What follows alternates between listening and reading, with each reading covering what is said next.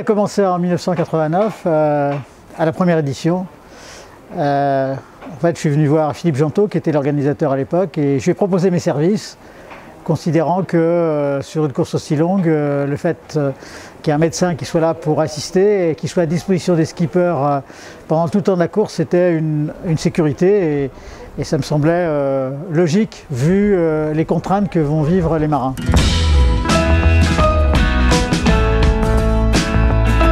Alors tout simplement, on accompagne les skippers déjà en leur proposant des formations médicales avant le départ pour qu'ils apprennent finalement les gestes de soins et ce qu'ils savent précisément le contenu de la pharmacie. Et puis une fois en mer, eh bien, d'abord on fait aussi des contrôles, on leur demande aussi un bilan de santé précis, notamment au niveau cardiaque, avec une échographie cardiaque, avec des épreuves d'effort pour évaluer leur forme physique. Et puis une fois parti, eh bien, je suis en veille 24 heures sur 24. Cette année, j'ai un deuxième médecin qui s'est adjoint à moi, qui est le docteur Laure Jacolo, qui peut substituer à moi. Il y a beaucoup de concurrents, donc il faut le fait d'être deux et une bonne sécurité aussi. Je fais mon Vendée Globe à moi, c'est-à-dire que mon Vendée Globe, c'est d'être en attente. Je dis souvent que je suis un patient qui vit dans sa salle d'attente, puisque finalement il faut que je sois à la fois patient et que j'attende les appels des skippers. C'est pas très fréquent, en général quand ils appellent c'est pour des choses graves, mais voilà, c'est ma disponibilité permanente pendant tout le temps de la course jusqu'à l'arrivée du dernier.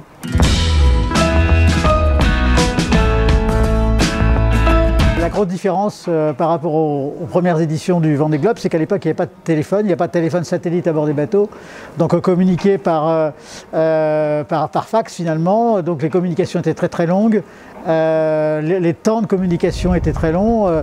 Je me souviens par exemple quand Bertrand de Vogue s'était recousu la langue, c'était en 93, on avait échangé pratiquement une nuit entière pour qu'il réussisse à se recoudre la langue comme on en a parlé et qu'on continue à en parler d'ailleurs. Donc en fait, depuis, eh bien, évidemment, les communications sont quasiment instantanées et donc on peut en plus avoir des images, ce qui fait que ça, évidemment, c'est une aide substantielle parce que on arrive finalement à mieux gérer à distance. Je dis souvent que les marins sont mes yeux et mes mains, mes yeux pour m'expliquer ou pour me montrer quel est leur problème, et puis mes mains pour réaliser à ma place les gestes de soins. Donc on peut même aller jusqu'à de la visioconférence pour aider le skipper à réaliser le geste qu'on va piloter à distance à travers la liaison satellite.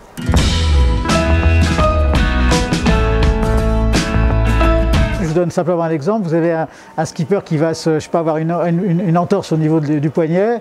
Dans la médecine classique, on va dire qu'il faut immobiliser le poignet pour éviter que ça s'aggrave. Là, si on immobilise le poignet, eh bien, le skipper, en sortant à l'extérieur du bateau, du fait qu'il a le poignet bloqué, peut rater une prise et finalement peut rechuter, voire tomber à l'eau. Donc vous voyez qu'il y a des techniques qu'on peut utiliser à terre qui finalement ne sont pas adaptées au bateau. Deuxième exemple, c'est vous avez un skipper qui est dans du mauvais temps et vous n'allez pas pouvoir lui proposer de faire des soins comme à terre, c'est-à-dire sortir le flacon de bétadine, le poser sur la table en sachant que le flacon va immédiatement valdinguer jusque dans les fonds du bateau. Donc il faut à chaque fois adapter la prescription aux conditions météo et finalement je pense un des seuls médecins qui fait ses prescriptions en fonction de la météo et c'est lié effectivement au fait d'être tout seul sur un bateau dans une situation d'isolement.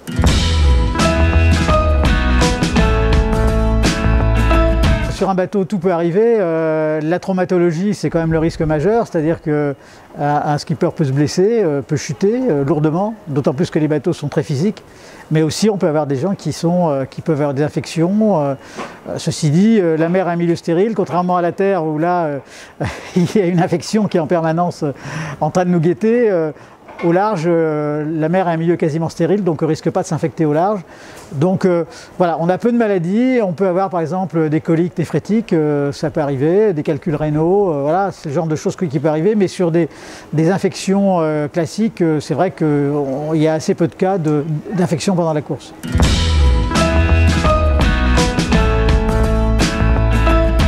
Là, effectivement, on est extrêmement vigilant. Vous voyez, j'ai un masque, les contacts avec les skippers sont extrêmement réduits.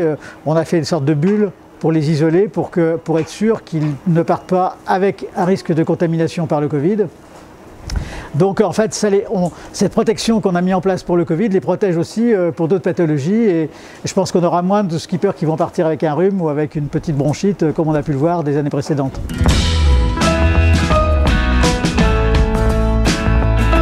Je crois que certains le vivent bien, dans la mesure où ils commencent déjà à s'immerger dans la course sans avoir des sollicitations extérieures qui finalement les perturbent et leur mettent un stress supplémentaire. Donc là, ils ont le temps finalement de se préparer, de s'immerger doucement et finalement de commencer à prendre leur marque avant le départ. Ils sont déjà pas tout à fait en solitude, mais presque.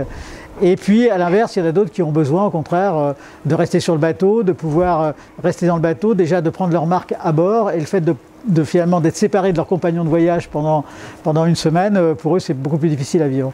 Donc il y a les deux manières de vivre cette semaine de confinement.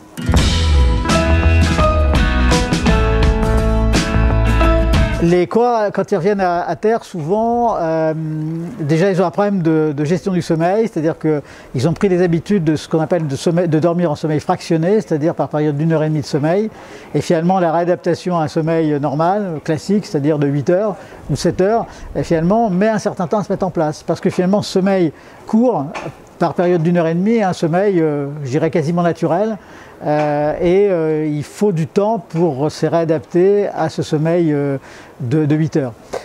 Donc ça c'est un des premiers points. Le deuxième point, c'est qu'on a aussi justement un phénomène de perte d'immunité, parce que quand on est tout seul sur un bateau, finalement on n'a pas à se défendre contre des virus extérieurs, et finalement le système de défense, le système immunitaire se met un peu au repos, et on assiste souvent à des skippers qui rentrent et qui, au contact de la foule, au contact brutal avec leur système de défense est brutalement submergé, et finalement ils peuvent déclencher des petites pathologies comme des bronchites ou des maladies virales.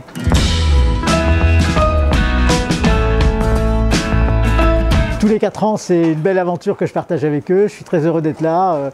Voilà, et dans 4 ans, j'espère effectivement pouvoir revenir et être de nouveau fêter mon 10e Vendée Globe.